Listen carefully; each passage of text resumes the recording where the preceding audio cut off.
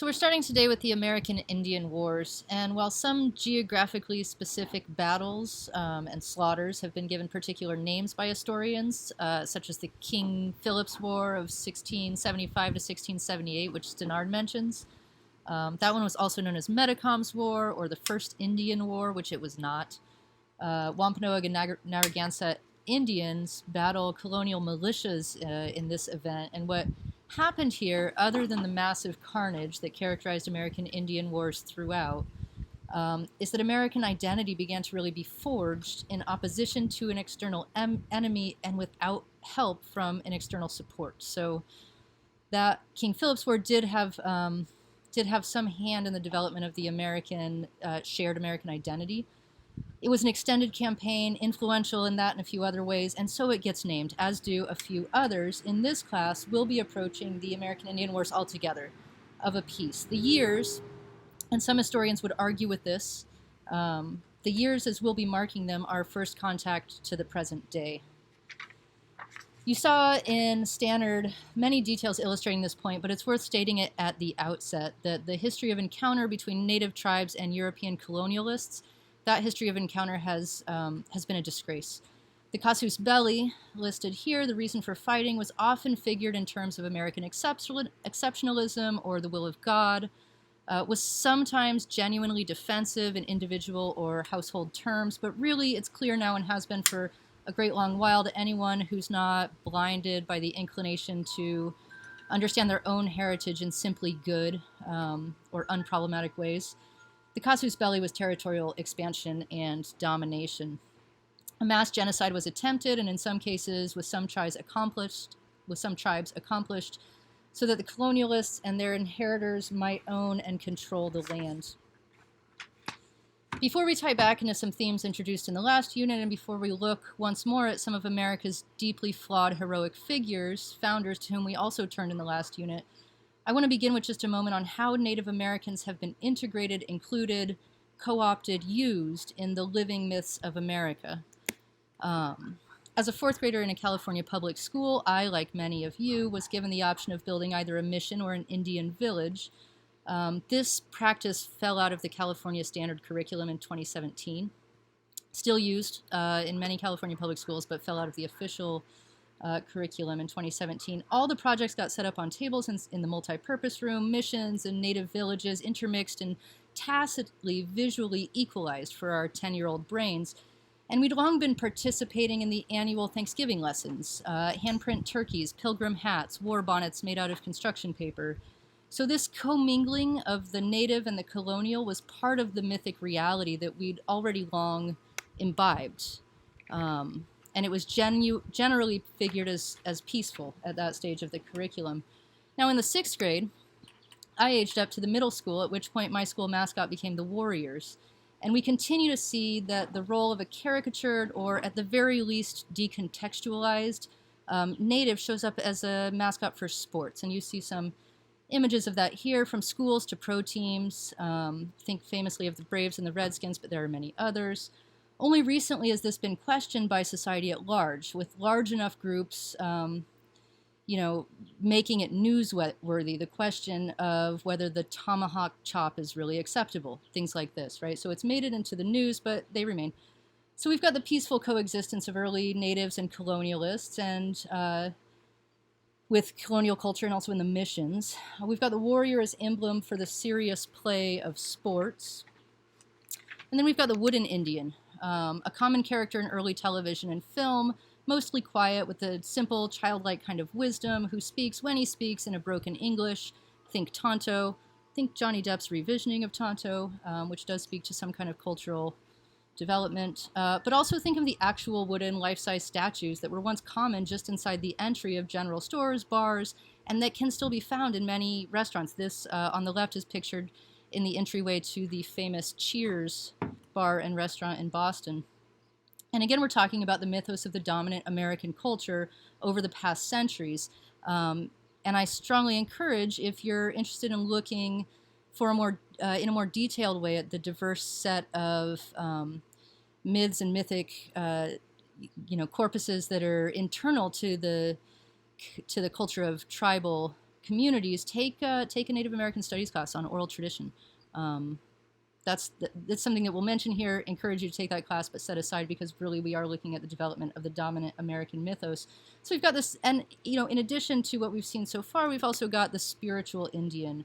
The notion that Native folks have a more authentic, healthy relationship to the land, the community, and the spiritual world. And you can think here of Chief Seattle's storied speech, which is a beautiful piece. If you haven't read it, it's worth it. It's got a complicated and unclear history. One thing that is clear about its history is it was fabricated decades after the fact, clearly not written by Chief Seattle, but used for the last 50 years or so in a long litany of ad campaigns and political movements.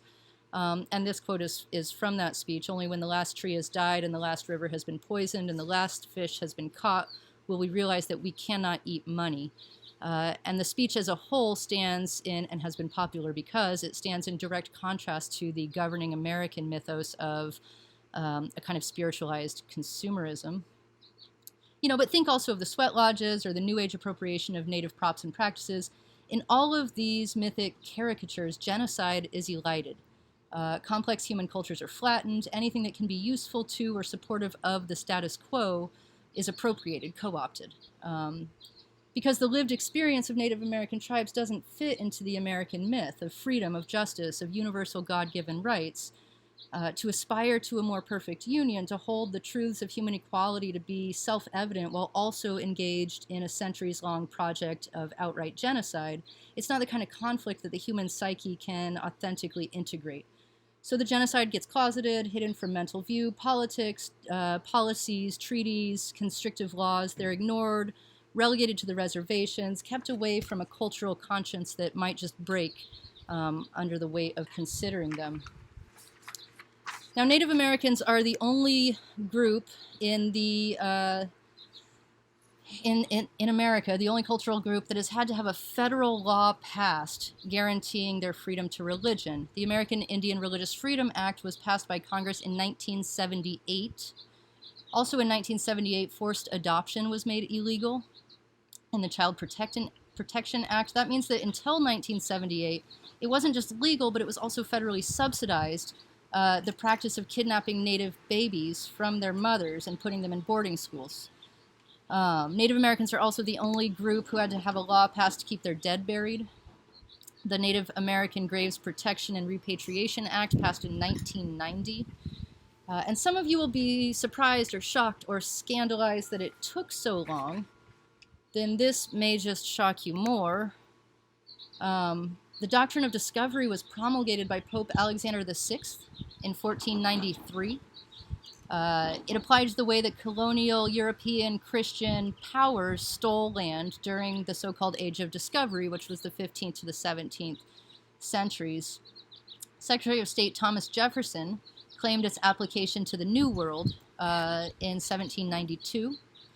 It inspires the Monroe Doctrine of the 1800s, which granted the U.S. a kind of hegemony over the Western Hemisphere. In 1823, the doctrine of discovery enters U.S. federal law. Chief Justice John Marshall argued that we needed something. We needed a very strong and, blanket law so that European colonialists wouldn't war amongst themselves on and over these newfound lands that were being, stumbled upon regularly at this point. That decision made Native tribes officially in federal law what are called domestic dependent nations. And if you had to guess, here's a question. When would you guess that this 15th century papal law was last cited by the Supreme Court of the United States? Some of you may already know this. That's 2005. In 2005, in an upstate New York, a decision having to do with an upstate New York tribe, the doctrine of discovery was explicitly cited in the decision. The repurchase of tribal lands, it was decided by the court, did not restore sovereignty. So when a tribe sold and then repurchased their lands, they did not regain the sovereignty associated with that land through original treaties. The tribe had to pay property tax.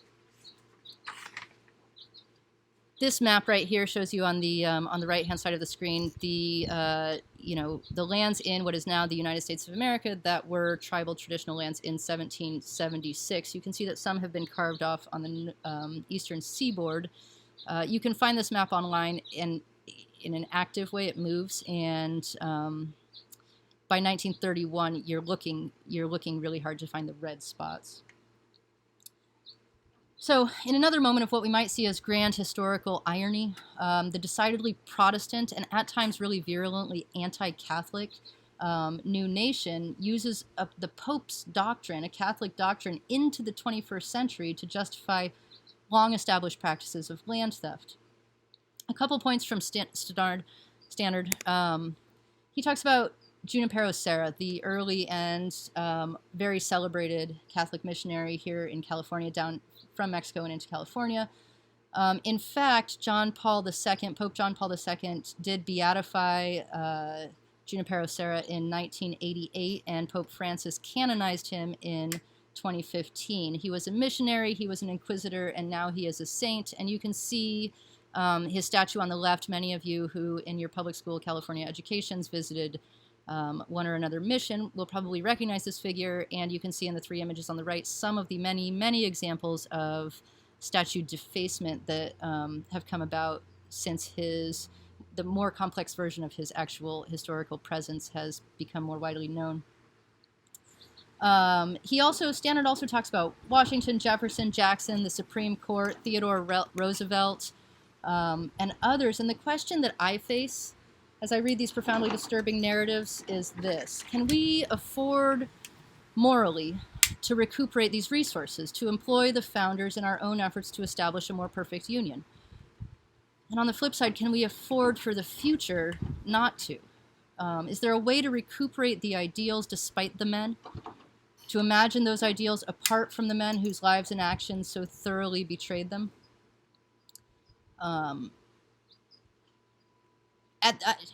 We'll get to more of what I think on that. I've got a couple quotes though that I'd like to close with, and which were brought together and brought to my attention by artist Judith Lehman, whom you might look up. The first is from poetess Audre Lorde. Think about this in terms of those ideals and legal tools that we established, and heroic figures and mythic attributes and motivational principles that we discussed in the last unit on the Revolutionary War. Think of that as the tools, right? When we say tools, that's what we're talking about here.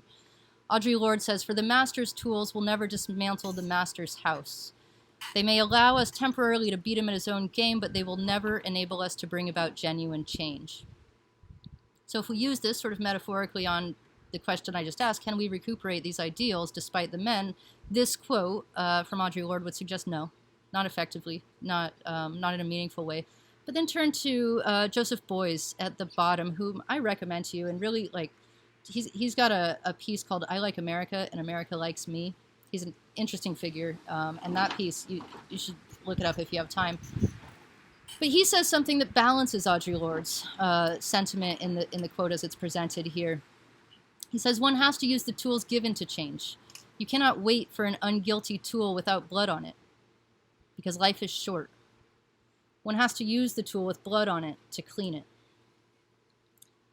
So our challenge as citizens, as active participants in a democracy, and also as students in this class, is really to work within ourselves, each one of us, to balance these notions and to figure out how we fit into them and how they might fit into our engagement of the mythic inheritance that we've been born into. I see no easy answer, but I do think that optimism helps a little bit. Hope is worth maintaining, and history can illuminate more for us than social media. Next time we will turn to Tecumseh and some of the more modern manifestations of American Indian warfare.